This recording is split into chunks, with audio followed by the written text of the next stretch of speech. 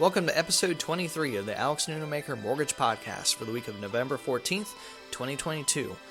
In market news, so we've gotten past the CPI report from last week. Let's talk about what happened since then.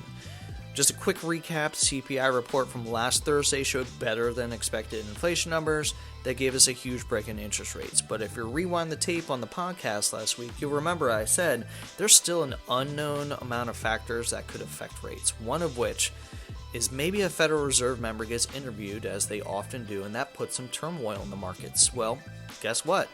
On Monday, Federal Reserve Governor Chris Waller was interviewed and said that while core inflation numbers was a step in the right direction, they're going to need to see more evidence before they even think about stopping rate hikes and putting the brakes on the economy.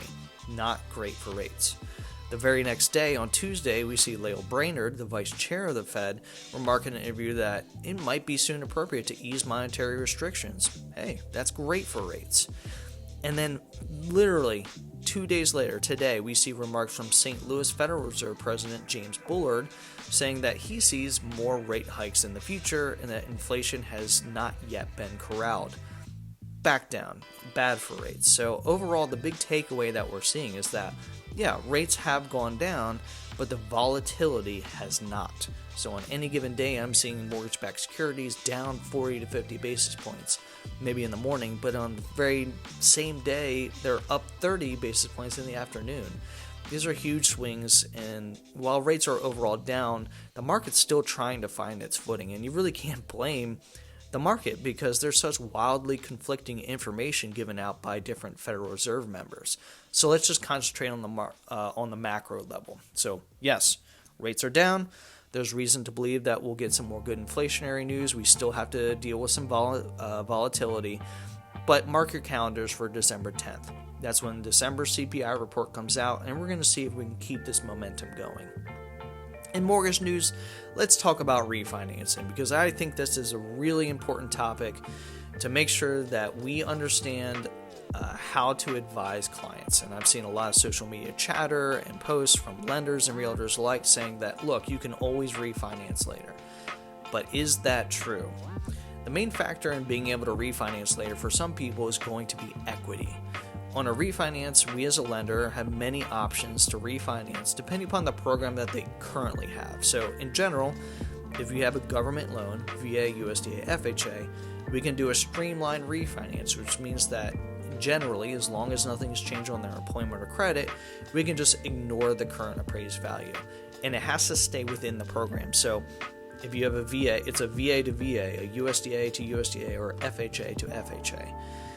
Now, this could be really important if values do ease up, particularly for someone who is in a conventional loan. And why is that? Because on a conventional loan, we cannot ignore the current value. I am seeing more and more people being advised without really looking to a person's financials or their risk levels or their down payment that, oh, you should just do an ARM or a temporary buy down because you can always refinance later. Well, again, if you're putting less than 10% down on a conventional loan, let's fast forward, let's say next year rates drop, but then at the same time home values drop more than 5%. Well, that person doesn't have a whole lot of equity anymore. That person's not going to be able to refinance without having to bring a significant amount of money to the table. And let's make sure we understand that. Or if at the very least, if we don't understand that, defer to the lender, because the easiest way to really sour a relationship is to promise something to a client so that they get into the house, but they lose out on a refinance opportunity later that they thought was guaranteed. Well, my realtor told me that I could just refinance later. They're going to remember that. There's a time and a place for every product, and a good loan advisor can place someone in the correct product. One final quick note, if you haven't created a business plan for next year, now is the time. Success in 2023 starts now. So let's talk strategy for next year. Make sure that you and I have success. And finally, our quote of the week.